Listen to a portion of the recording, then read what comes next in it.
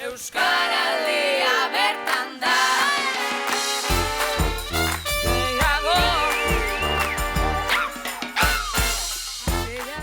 Leire Otegi Larrarte naiz, Tolosaldea garatzen Tolosaldea eskualdeko garapen agentzian lan egiten dut, eta konkretuki enplegu sustapenerako arduradun postuan. Eta, eskualdeko garapen agentzia da Tolosaldea garatzen. Tolosaldea garatzenen helburua da eskualdeko garapen ekonomikoa, eta gure nagusiak eskualdeko 28 udalerriak dira.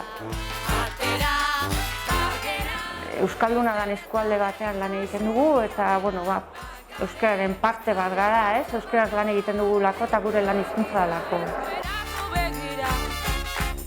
Barne komunikazioa, gure artekoa euskaraz egiten dugu, eta kanpo komunikazioa, askotan kanpo pertsona, entitate edo norbanakoaren arabera, euskaraz edo erderaz egiten dugu.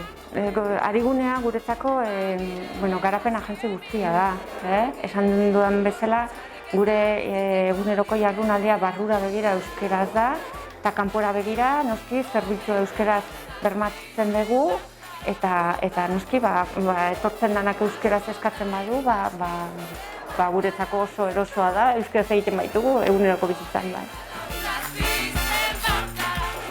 Etorkizunari begira, da pixka bat euskararekiko dugun konpromiso horrekin jarraitzea, ez? Eta, hortan, eguneroko lanean, euskara hizkuntz erramienta moduan erabiltzea.